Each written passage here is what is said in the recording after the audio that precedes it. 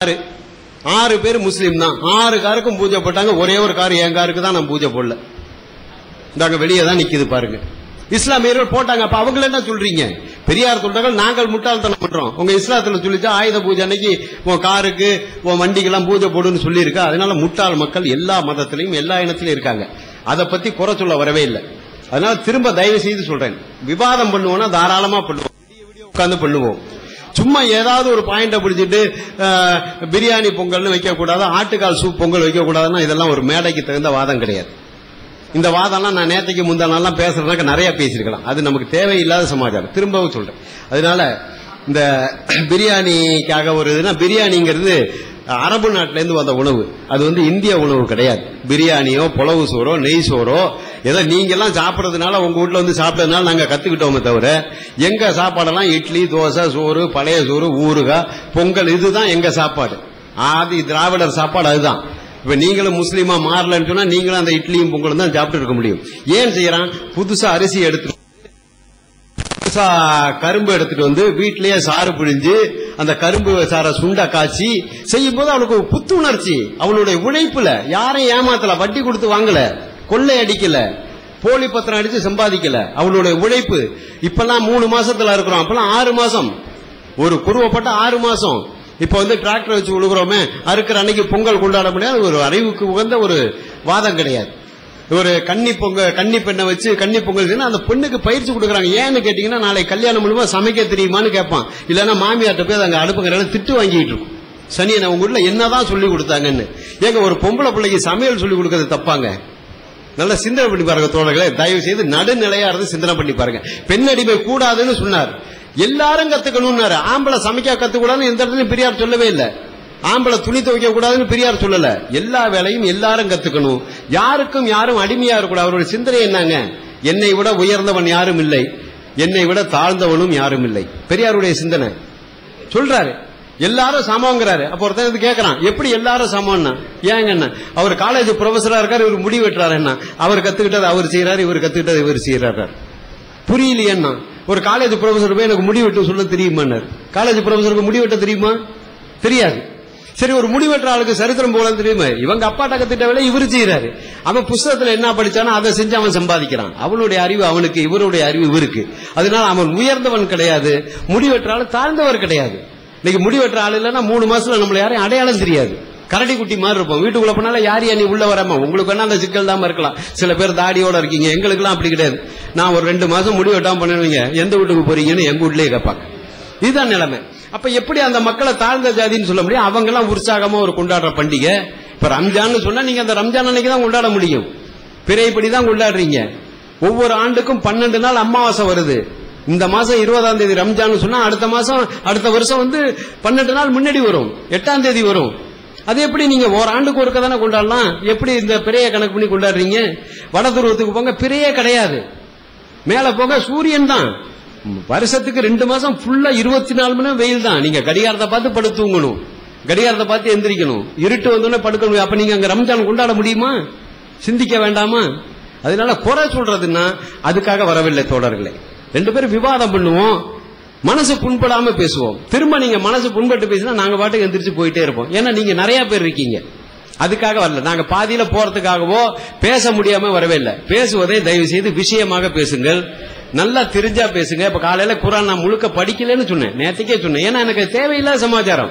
இப்ப பகவத்கீதை எடுத்து வைங்க, அதை பத்தியும் பேசுவேன். பைபிள் வைங்க, அதை பத்தியும் எல்லாம் குறைதான். அப்ப எனக்கு என்ன இந்த வாதத்துக்கு தேவை அதை நான் தெரிஞ்சு வச்சிருக்கேன். அதே மாதிரி நீங்க வாதத்துக்கு தெரிந்து வைத்துக் கொண்டு அதை பேசினீங்கன்னா பேசிக்கிட்டே இருக்கலாம். இப்ப கேரளாக்காரன் விவசாயம் பண்றான், அவன் பொங்கல் கொண்டாடுறானா அப்படின்னு கேட்டா இதுக்கு என்ன பதில் சொல்ல முடியும்? அவன் ஓணம் பண்டிகை கொண்டாடுறான், அவனுக்குள்ள பண்டிகை ஓணம் பண்டிகை கொண்டாடுறான். நம்ம யாரும் ஓணம் பண்டிகை கொண்டாடுறோமா? இதெல்லாம் போட்டிக்கு செய்யற வேலையா? இவனுக்கு அறிவு இருக்கு, சூரியனை வழிபடுறான், சூரியனாலதான் நெல் விளையுது. சூரியன் முத்தத்துல பொங்கல் வைக்கிறான். ஏன் முத்தத்துல பொங்கல் வைக்கிறான்? சூரியன் வர்றதுனால இந்த ஸ்டார்ச் கிடைக்குது, விவசாய பொருள் விளையுது. சூரியனுக்கு ஒரு நன்றி கடன் செலுத்துறான். அதை இப்ப எல்லாம் கோயில போய் மாத்திட்டு இருக்கானுங்க. அது வேற சமாச்சாரம். அது உள்ள புந்து ஒரு கும்பல் பண்ணிக்கிட்டு இருக்கு. ஆனால் பொங்கலை இழிவுபடுத்தாதீங்க. அது ஒரு உழவர் திருநாள். அந்த உழவன் இல்லைன்னா இன்னைக்கு நம்ம உட்காந்து பேச முடியாது, எதுவுமே பண்ண முடியாது. இதப்ப எல்லாம் மத்தியானம் சாப்பிட்டோமே, அது அரிசி எங்க வந்தது? நம்மளா தயார் பண்ணோம்? இல்ல அல்லாஹ் தயார் பண்ணாரா, இல்ல பகவான் கிருஷ்ணன் தயார் பண்ணானா? இந்த உழவு தொழில் செய்யற மக்கள் தானே தயார் பண்ணாங்க. இன்னைக்கு நம்ம அந்த தொழில் செய்யலன்னு சொல்லிட்டு இன்னைக்கு புது இதெல்லாம் வந்துருச்சுன்னு சொல்லி அதை கேவலப்படுத்தக்கூடாது. அப்புறம் ஐயா சொன்னாரு, இந்த பொங்கலை இவ்வளவு சிறப்பா கொண்டாடுறீங்களே அப்படின்னு சொன்னாரு. காரணம் என்னன்னு கேட்டீங்கன்னா, ஐயாவுக்கு எந்த ஒரு பண்டிகைகளையும் உடன்பாடெல்லாம் கிடையாது.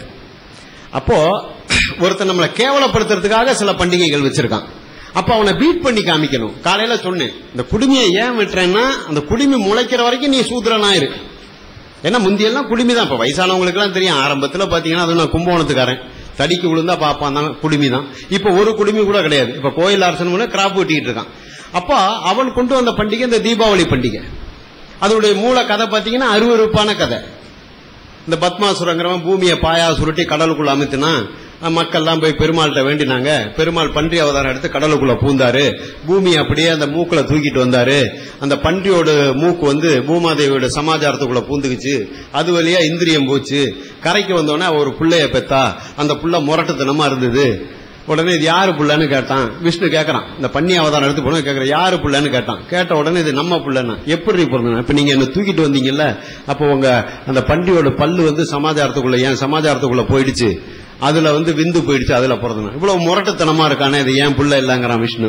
உடனே அவ சொல்றா, நீங்க என்ன அசுர வேகத்துல தூக்கிட்டு வந்தீங்க, அதனால இந்த புள்ள அசுரனா பிறந்துருச்சுன்னா.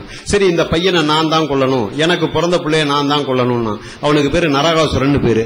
நல்ல ஒழுக்கமா இருக்கான். அவனை 2 ரவுடிங்களை விட்டு விஷ்ணு கெடுக்கிறான். கெடுத்து அவனுக்கு கெட்ட பழக்கத்தை உண்டு பண்ணி நரகாசுரனா கொள்றான். அதுதான் தீபாவளி பண்டிகை. அதை 14ஆம் தேதி எங்க ஆளுங்கெல்லாம் தலையில எண்ணெய் தேய்ச்சி கருமாதின்னு சொல்லி கும்பிடுறான். இது ஒரு முட்டாள்தனமான அறிவுக்கு ஒத்து வராத கதை. பூமிங்கிறது உருண்டை, அதை பாயா சுருட்ட முடியாது. அதை கடல்ல அமுத்தினேங்கிறான். பூமி எங்க இருக்கு, கடல் எங்க இருக்கு? இதுல டீ இருக்கு. இந்த டம்ளர் இந்த டீக்குள்ள நான் போட முடியுமா? இன்னொரு டம்ளர் தான் எடுத்து போடலாம். அதான் ஐயா கேட்டாரு, என்னடா டீக்குள்ள டீ கிளாஸ் போட்டாங்கிறியே, கடல் எங்க இருக்கு, பூமி எங்க இருக்கு, இது எப்படி சுருட்ட முடியும்? உனக்கு அறிவு இருக்கா? எவனோ சொன்னாலும் கும்பிடுறாரு. அதுக்கு என்ன பண்ணு கேட்டீங்கன்னா, எதிர்வினையா ஒரு பண்டிகையை கொண்டாடித்தானே ஆகணும்.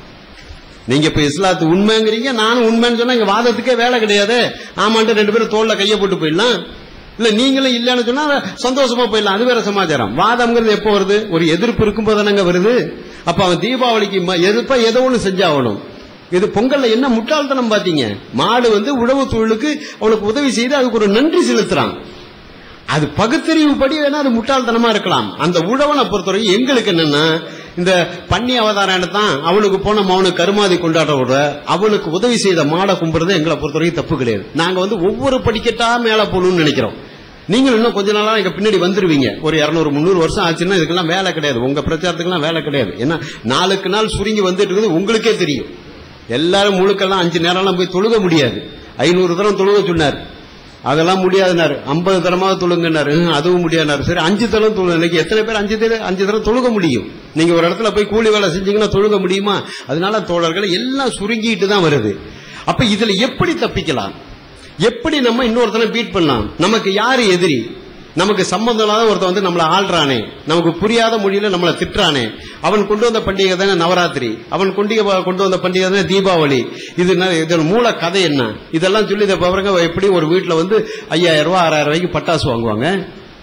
பலகாரம் சொல்லி ஒரு 5000 6000. வேலை செய்யற இடத்துல அட்வான்ஸ் வாங்குவான்.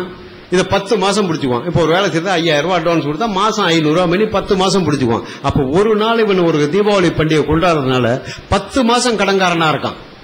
திரும்ப 2 மாசம் கேப் வருது, திரும்ப அட்வான்ஸ் வாங்குறான். அப்ப இந்த தீபாவளிக்கு இவனுக்கு சம்பந்தம் கிடையாது. இவன் உழவன், இவனுக்குன்னு ஒரு பண்டிகை. இன்ன வரைக்கும் பாப்பா பொங்கலுக்குள்ள நுழையல. தமிழ்நாட்டில் இருக்க எந்த ஒரு பாப்பானும் இன்னைக்கு பொங்கல் செஞ்சு கொண்டாட மாட்டான். நீங்க அதை உத்து கவனிக்கணும். எங்களுக்கு எதிரி பாப்பா மட்டும்தான். அதுல சந்தேகத்துக்கு வேலையே கிடையாது. வேற யாரும் எங்களுக்கு எதிரி கிடையாது. அப்ப அவன் எதை கொண்டாடலையோ அதை நாங்க கொண்டாடுறோம். அவன் எதை கொண்டாடுறோம் அதை நாங்க வெறுக்கிறோம். அப்ப எங்க மக்களை நாங்க இழுக்கிறதுக்கு அவனுக்கு ஆதரவு கொடுக்கணும். நீ பொங்கலை கொண்டாடு, பொங்கல். இப்ப நான் அவனும் பொங்கல் கொண்டாடுறது கிடையாது. எனக்கு அது தேவையில்லை. என் மக்களுக்கும் ஒரு நாள் அந்த மாதிரி அறிவு வரும். டிராக்டருக்கு போய் பூஜை பண்றோம், மாட்டுக்கு போய் பூஜை பண்ண அறிவு வரும். அது மெதுவா தான் வரும். அவங்க பகுத்தறிவாளர்களா என்னைக்கு ஆகிறாங்களோ அன்னைக்கு வரும். இன்னைக்கு அவங்க கடவுள் நம்பிக்கையாளர்கள். சாமிக்கும் சூடம் காமிக்கிறான், டிராக்டருக்கும் சூடம் காமிக்கிறான், மாட்டுக்கும் சூடம் காமிக்கிறான். முட்டாள் தான் அவன். எல்லாத்தையும் ஒன்னாதான் நினைக்கிறான். நீங்க அந்த மக்களை வச்சு பெரியார கனெக்ட் பண்ணணும். பெரியார் பொங்கலை ஆதரிக்கிறதுக்கு ஒரே ஒரு காரணம், அதுல மூட நம்பிக்கை கிடையாது. அது பார்ப்பனரால் உண்டாக்கப்பட்ட கதை கிடையாது. நீங்க 12 மாசம் எடுத்துங்க. சித்ரா பௌர்ணமிங்கிறான், அதுக்கு நமக்கு சம்பந்தம் கிடையாது. வைகாசி விசாகம்பான், ஆனி திருமஞ்சனம், ஆடி வெள்ளி, ஆவணி அவிட்டம், புரட்டாசி நவராத்திரி, ஐப்பசி தீபாவளி, கார்த்திகை திருவண்ணாமலை தீபம், மார்கழி மாசம் முழுக்கவே இந்த கோயில்ல பாடிட்டு திரிவானுங்க சக்கரை பொங்கலுக்கு. நீங்க பாத்திருப்பீங்க. தை மாசம் ஒன்னே ஒண்ணுதாங்க பொங்கல். அதுலயும் அவன் தை அமாவாசைன்னு ஒண்ணு கொண்டாந்து உள்ள சொருகிட்டான். தை வெள்ளி சிறப்பானது, தை அமாவாசைன்னு கொண்டாந்து சொருகிட்டான். மாசி மகம், பங்குனி உத்திரம், 12 மாசத்துக்கும் பாப்பான் பண்டிகை வச்சிருக்கான். இவ்வளவு பண்டிகை அன்னியில இன்னும் நிறைய இருக்கு. ஆடி 18, மண்ணாங்கட்டின்னு எவ்வளவோ இருக்கு. இதுல என்ன ஒன்னே ஒண்ணு எங்களுக்கு இருக்குன்னு கேட்டீங்கன்னா பொங்கல் ஒண்ணுதான். பொங்கல் ஒன்னே ஒண்ணுதான். மூட நம்பிக்கை இல்லாத, திரும்ப சொல்றேன், அந்த மூல கருத்து சொல்றேன். மாட்டை கும்புறது மூட நம்பிக்கை நீங்க சொன்னீங்கன்னா